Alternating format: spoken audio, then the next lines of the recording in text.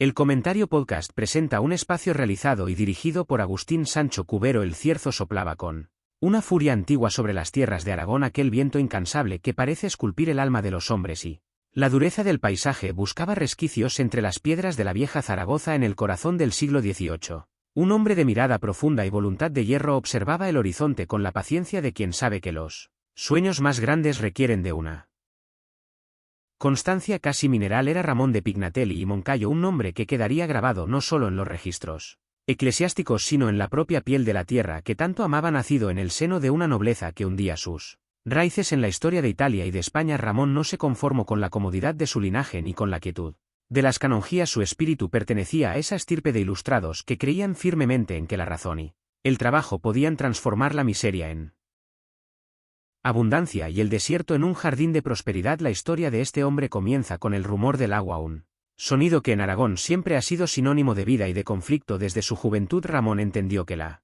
verdadera caridad no consistía únicamente en dar limosna, sino en proporcionar los medios para que el pueblo pudiera valerse por sí mismo con dignidad. Su figura se recortaba contra el cielo gris de la ciudad, siempre envuelto en su capa negra, caminando por las calles estrechas donde la pobreza asomaba en cada esquina. Zaragoza en aquellos años de 1700 era una amalgama de fervor religioso y necesidades materiales acuciantes. Pignatelli, con su formación intelectual sólida y su capacidad de gestión asombrosa, fue nombrado protector del Canal Imperial de Aragón, una obra que había sido el anhelo de reyes y gobernantes durante siglos, pero que siempre terminaba encallada en el barro de la burocracia y la falta de recursos financieros. Cuando Ramón asumió el cargo en 1772, el proyecto era apenas una cicatriz inacabada en el terreno, un surco seco que no traía más que desilusión a los campesinos que miraban al cielo esperando una lluvia que pocas veces llegaba. Con una determinación que muchos tildaron de temeridad, Pignatelli se propuso terminar lo que otros habían abandonado.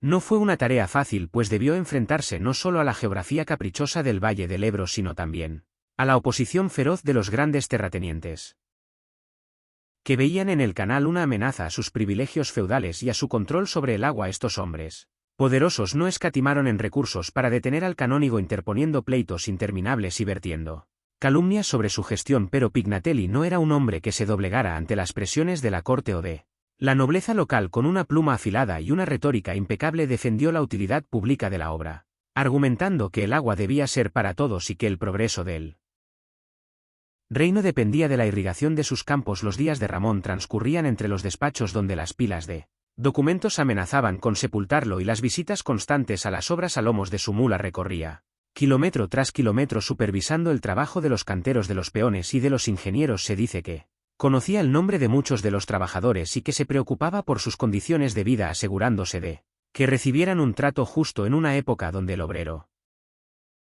era a menudo ignorado por las altas esferas. Bajo su dirección el canal empezó a cobrar vida propia. Desde el Bocal en Fontellas las aguas del Ebro comenzaron a fluir con un orden nuevo, guiadas por la mano del hombre hacia las sedientas llanuras de Aragón. La ingeniería de la época se puso al servicio de una causa noble y se construyeron acueductos imponentes y esclusas que parecían desafiar las leyes de la naturaleza. Cada piedra colocada era un triunfo sobre la desidia y cada nuevo tramo terminado era una victoria contra la sequía. Ramón de Pignatelli no solo se preocupó por la agricultura, su visión era mucho más amplia y abarcaba todos los aspectos de la sociedad zaragozana. Como director de la Real Casa de Misericordia, transformó una institución de beneficencia tradicional en un centro de producción textil, donde los pobres y los huérfanos aprendían un oficio. Para él el trabajo era la herramienta suprema de la libertad, y la educación el único camino para salir de las tinieblas de la ignorancia. Bajo su mandato la Casa de Misericordia se llenó de telares y de actividad, y el estruendo de las máquinas sustituyó a los lamentos de la mendicidad. También fue el impulsor de la Plaza de Toros de Zaragoza,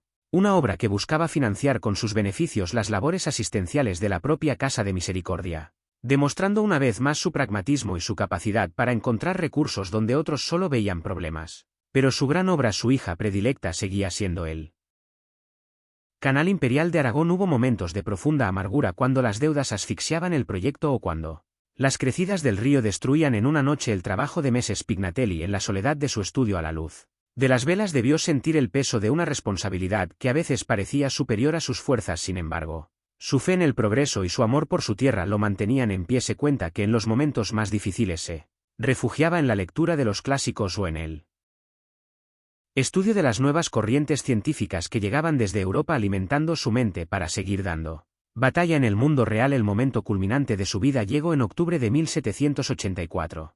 Cuando las aguas del canal finalmente alcanzaron la ciudad de Zaragoza, fue un día de júbilo indescriptible. Las campanas de las iglesias tañeron con fuerza y el pueblo se volcó a las calles para recibir al líquido elemento que prometía un futuro de abundancia, la fuente de los incrédulos que Pignatelli mandó construir con esa ironía fina que lo caracterizaba quedó como testimonio de su triunfo sobre aquellos que habían dudado de su visión. En la inscripción de la fuente se podía leer un mensaje claro y directo para el desengaño de los incrédulos y felicidad de la posteridad. Era su respuesta silenciosa a años de críticas y obstáculos. El agua no solo trajo fertilidad a los campos de la huerta, sino que también permitió la navegación, facilitando el transporte de mercancías y personas y conectando a Zaragoza con el resto del valle. Pignatelli soñaba incluso con llegar al mar, con convertir el canal en una gran arteria que uniera el interior con el Mediterráneo, un sueño que, aunque no se cumplió totalmente en su tiempo, marcó el camino para las generaciones futuras. La salud de Ramón empezó a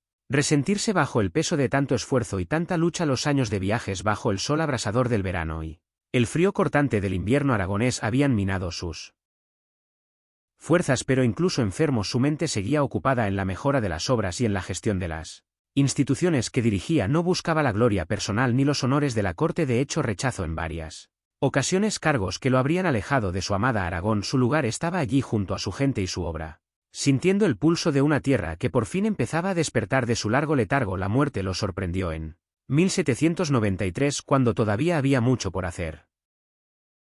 Su partida dejó un vacío inmenso en la sociedad zaragozana, pero su legado ya era indestructible. El canal imperial de Aragón, esa cinta de plata que atraviesa el paisaje, es el monumento más hermoso que un hombre puede dejar tras de sí. No es una estatua de bronce que el tiempo termina por oxidar, sino un flujo constante de vida que sigue alimentando los campos y las esperanzas de miles de personas. Ramón de Pignatelli y Moncayo fue el prototipo del ilustrado español, un hombre que supo conjugar la tradición con la modernidad, la fe con la ciencia y la nobleza de sangre con la nobleza del trabajo. Su vida fue un ejemplo de servicio público y de integridad moral en un mundo donde a menudo prevalecen los intereses mezquinos. Al recordar su figura es imposible no evocar la imagen de ese hombre solitario frente a la inmensidad del río, pensando en cómo domar sus aguas para el bien común. Imagino a Pignatelli caminando hoy por las riberas del canal, observando con satisfacción cómo los árboles han crecido y cómo la ciudad se ha expandido gracias a su visión. Vería los frutos de su esfuerzo en cada espiga de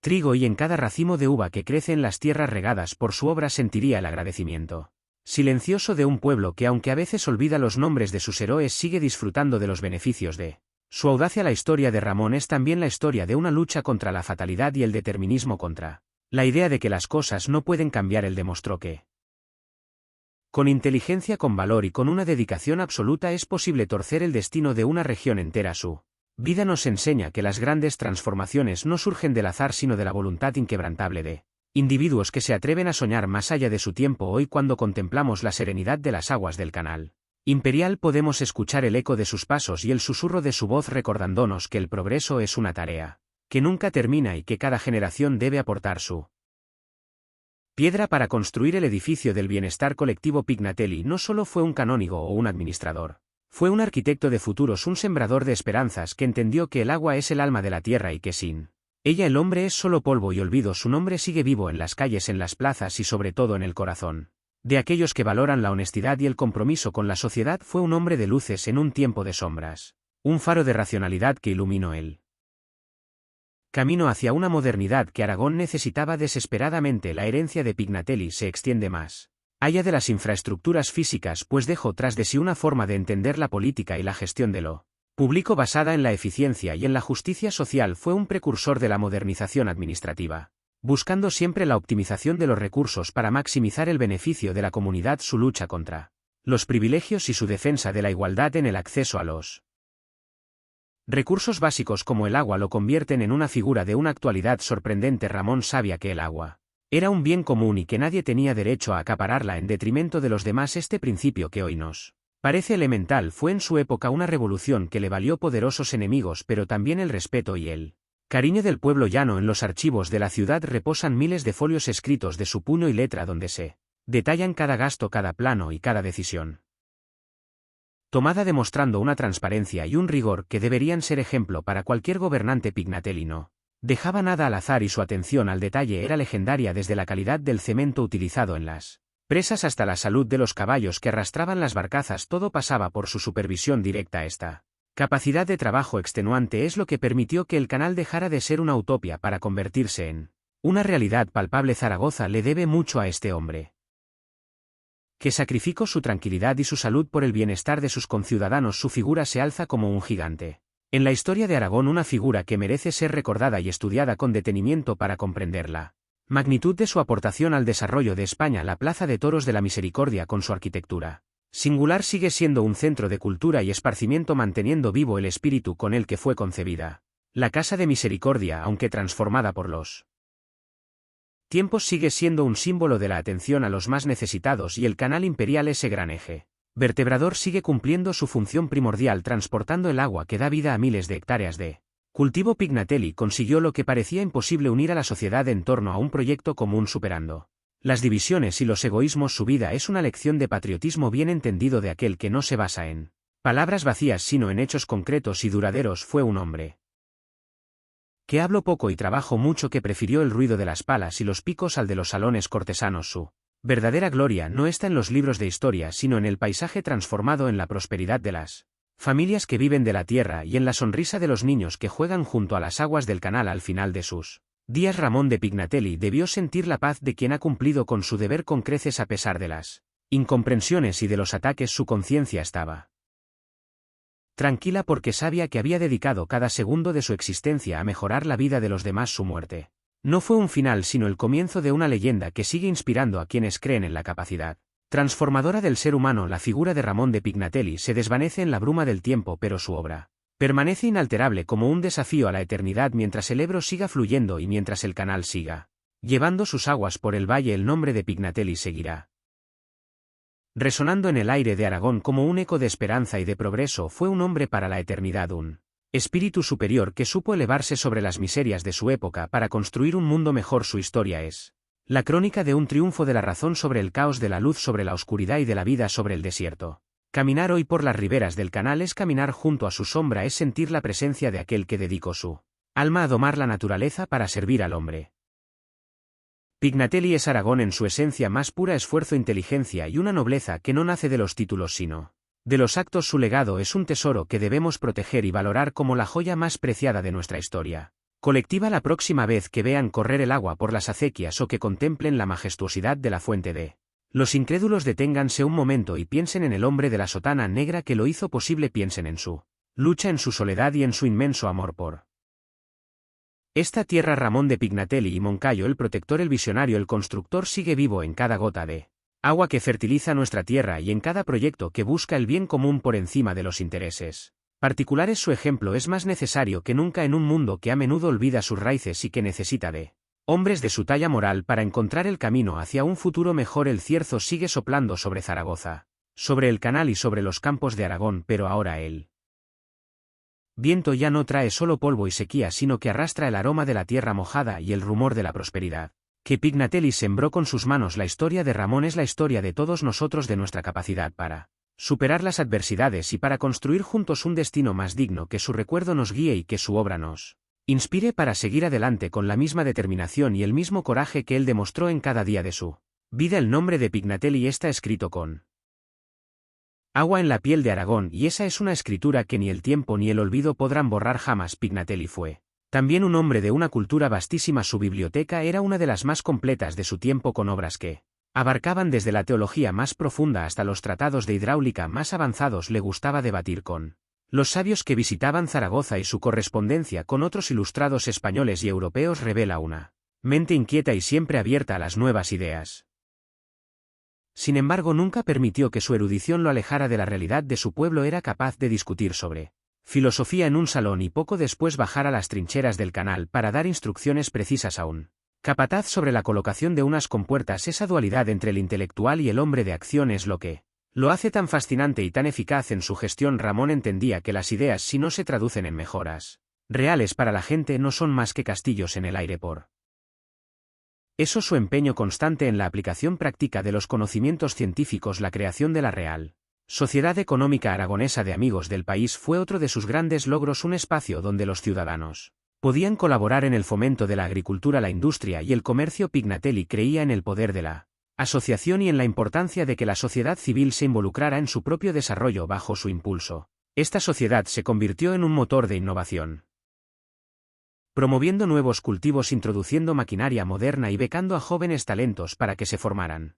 En el extranjero su visión era global, pero su acción era local, profundamente arraigada en las necesidades de su entorno más cercano. A medida que el canal avanzaba, también lo hacía la economía de la región. Zaragoza empezó a florecer como un centro comercial de primer orden gracias a la facilidad de transporte que ofrecía la vía fluvial. Los muelles del canal eran un hervidero de actividad, con barcos cargados de trigo, lana y otros productos que partían hacia diversos destinos. Pignatelli supervisaba todo este tráfico con ojo clínico, asegurándose de que las tarifas fueran justas y de que el servicio fuera eficiente. Incluso llegó a diseñar barcas especiales para la navegación por el canal, demostrando una vez más su polifacética capacidad creativa. Pero más allá de lo económico, lo que más satisfacción le daba a Ramón era ver cómo la vida de las personas humildes mejoraba. Los campesinos que antes vivían en la miseria absoluta ahora tenían tierras productivas y un futuro para sus hijos. Las familias que habían emigrado en busca de trabajo empezaron a regresar, atraídas por las oportunidades que ofrecía el nuevo paisaje de regadío. Para Pignatelli este era el verdadero éxito de su obra, no el reconocimiento de los poderosos, sino el bienestar de los humildes. A menudo se le veía paseando por los nuevos campos de cultivo, hablando con los labradores y escuchando sus inquietudes. No era un hombre distante, sino alguien que se sentía parte de la comunidad a la que servía. Su autoridad emanaba no de su cargo, sino de su integridad y de su ejemplo constante de trabajo y sacrificio personal. En los últimos años de su vida su figura se volvió casi legendaria. En Zaragoza la gente se quitaba el sombrero a su paso, no por obligación sino por un profundo respeto nacido de la gratitud. Era el protector en el sentido más amplio de la palabra, el que defendía los intereses de la ciudad frente a las arbitrariedades de Madrid y el que velaba por el futuro de Aragón con una pasión que no se apagaba con la edad. Cuando la enfermedad lo postró finalmente en su lecho, siguió dictando cartas y órdenes, preocupado por que las obras del canal no se detuvieran. Se dice que sus últimas palabras fueron una recomendación para el cuidado de las esclusas, demostrando que su compromiso con su obra maestra llegaba hasta el último suspiro de su existencia. Su entierro fue una manifestación de duelo popular como pocas veces se había visto en la ciudad. Miles de personas de toda condición social acompañaron sus restos hasta la cripta de la Catedral del Aseo, rindiendo homenaje al hombre que les había devuelto la esperanza. Pignatelli se fue, pero su espíritu queda impregnado en cada rincón de Zaragoza hoy, más de 2 siglos después. Su legado sigue más vigente que nunca en un mundo que enfrenta desafíos ambientales y sociales de gran magnitud. La figura de Ramón de Pignatelli y Espacio. Realizado y dirigido por Agustín Sancho Cubero. Gracias por su atención.